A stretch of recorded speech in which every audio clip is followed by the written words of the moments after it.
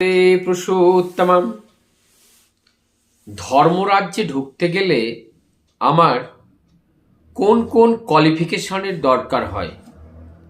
তাহলে এটা যখন আমি বলছি ধর্মরাজ্য, তাহলে নিশ্চিত একটা অধর্ম রাজ্যও আছে। হ্যাঁ, অধর্ম রাজ্যও আছে। অধর্ম রাজ্যটা হলো দুর্বলতার রাজ্য।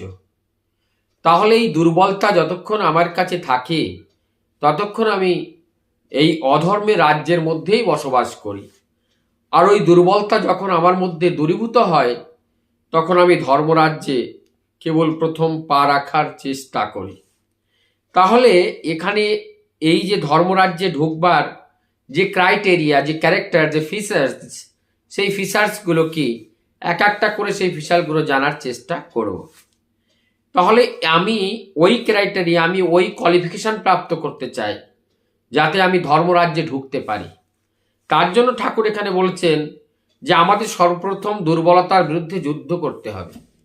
তাহলে আমি যে যুদ্ধ করব, আমার কাছে হাতিয়ারটা কি? আমার কাছে হাতিয়ারটা অনুরাগের হাতিয়ার। অনুরাগটা কেমন করে আমার মধ্যে বাড়বে? ওই পঞ্চকর্ম করার মাধ্যম দিয়ে। যজন যাজন ইষ্টভেতে সস্তারিয়া সদাচার, এই পরিপালন মধ্যে দিয়ে ইষ্টের প্রতি অনুরাগ বাড়বে। আর এই অনুরাগটাই হলো আমার শস্ত্র। কেননা এই অনুরাগটার হাতিয়ার দিয়ে, অনুরাগ রূপে হাতিয়ার দিয়ে আমার মধ্যে যে দুর্বলতাগুলো আছে, দুর্বলতা কি আছে? কাম, ক্রোধ, লোভ, মায়া, মোহ, অহংকার। এই যে এর মধ্যে বশীভূত হওয়া, এই বৃত্তি প্রবৃত্তির বশীভূত হয়ে চলা, এটাই হলো দুর্বলতা। তো এই দুর্বলতা থেকে আমাকে কে পার করতে পারে? অনুরাগ। আমাকে অনুরাগ পার করতে পারে। তাহলে ওই অনুরাগ যদি আমার মধ্যে না বাড়াতে পারি তাহলে কিন্তু আমার এই ভবসাগরও পার হলো না, দুর্বলতা আমার জীবন থেকে গেল না। এখন বলছেন যে এই দুর্বলতা তাড়াতে গেলে তাহলে আমাকে সাহসী হতে হবে। আমাকে সাহসী হতে হবে, বীর হতে হবে। আমাকে সাহসী হতে হবে। সাহসী হতে হবে মানে কি? সত্যের রাস্তায় চলতে হবে। সত্যের রাস্তায় চলতে হবে, বীর হতে হবে। বীর মানে বীর্য নিয়ে, আমাকে বীর্য নিয়ে এই যে অধর্ম রাস্তা থেকে পরিত্যাগ করে আমাকে চলতে হবে। পাপের জ্বলন্ত প্রতিমূর্তি ওই দুর্বলতা। আর আমার যে পাপের জ্বলন্ত প্রতিমূর্তি, ওইটা প্রতিমূর্তিই হলো দুর্বলতা। ওই দুর্বলতাকে যদি আমি নাশ করতে না পারি তাহলে কিন্তু আমি সবলতাকে গ্রহণ করতে পারবো না। আর আমার মধ্যে যদি সবলতাই না আসলো তাহলে কিন্তু আমি ধর্মরাজ্যে প্রবেশ করতে পারলাম না। তাহলে আগে বলছে তারাও তো শীঘ্র পারে ওই রক্ত শোষণকারী অবসাদ উৎপাদক এম্পিয়ারকে। এই এক জাতীয় বাঁদুর, চাম বাঁদুর, যেটা এই বাঁদুরগুলো কি করে, যাকে ভ্যাম্পিয়ার বলে, এই বাঁদুরগুলো ঘুমন্ত জীবজন্তু রক্ত চুষে চুষে খায়। তাহলে আমাদের মধ্যে যে দুর্বলতা আছে, কাম, ক্রোধ, লোভ, মায়া, মোহ, অহংকার, এবং এই যা কিছু আছে, মদ, মৈশ্বর্য, এই যা কিছু আছে, এগুলো কিন্তু ধীরে ধীরে আমার ভিতরে খোকলা করে দেয়। অর্থাৎ আমার ভিতরে আর শক্তি সামর্থ্য বেঁচে থাকে না যে আমি সতের সঙ্গে যুক্ত হয়ে চলি, সৎ কথা বলি। আমার বলার মতো, যুক্ত হওয়ার মতো, দেখার মতো এবং চলে তার কাছে যাবার মতো সেই সাহসগুলো আমার মধ্যে হ্রাস পায়। সে সতের প্রতি আমার অনুরাগ আর থাকে না। আমি সতের থেকে অনেক দূরে চলে যাই। তখন আমি পতিতমুখীন হই। আমি পতিতমুখীন হই। আর ওই পতিতমুখীনের থেকে উদ্ধার করার একটাই মাত্র রাস্তা, তাকে একদম ব্যাকুপের মতো পরম পুরুষ পিতাকে ধরে রাখতে হবে। তিনি যা বলেছেন জীবন দিয়ে করতে হবে, তার মধ্যে দিয়ে যে ঘটবে আমার অনুরাগ। আর অনুরাগের ওই যে ছটা, ওই ছটাই আমার জীবনটাকে বাঁচিয়ে তুলবে।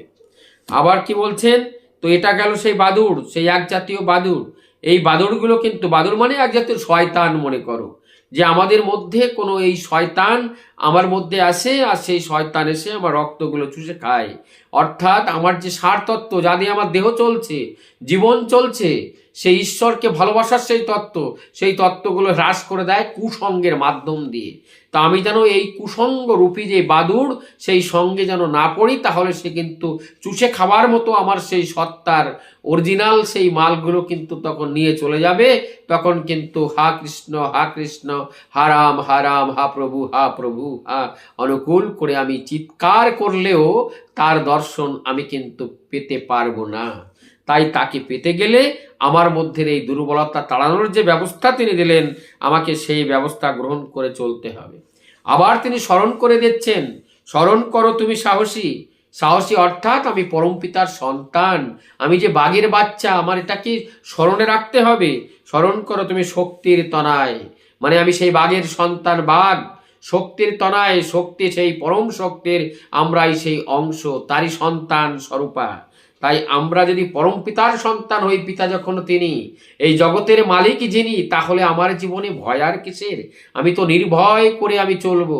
কিন্তু তবু তো দেখা যায় না আমার চোখে সেই নির্ভরতার চিহ্ন। তার মানে আমি তাকে ভগবান বলে জীবনে বরণ করে নিতে পারিনি। আগে বলছেন, স্মরণ করো তুমি পরম পিতার সন্তান, আগে সাহসী হও, অকপট হও। অকপট অর্থাৎ দরজা থাকলে হবে না। দরজা কখন হয়? যখন ভিতরে আর বাইরে দুটো মাল থাকে, তখন দরজা হয়। অর্থাৎ একটা সত্য একটা মিথ্যা, এটাই যখন থাকে তখন সেখানে দরজা লাগে। কিন্তু যেখানে মিথ্যা নাই, শুধু সত্য, সেখানে দরজার প্রয়োজন হয় না। তাই এই কপটবিহীন, দরজাবিহীন হয়ে চলতে হবে। যেখানে মিথ্যা নাই, শুধু সত্য আছে, এমনও যখন হবে, তখন কিন্তু আমার সেই ধর্মরাজ্যে প্রবেশ করার অধিকার আমার মধ্যে জন্মাবে। তবে জানা যাবে যে তোমার ধর্মরাজ্যে ঢুকবার অধিকার জন্মেছে। বন্দে পুরুষোত্তম।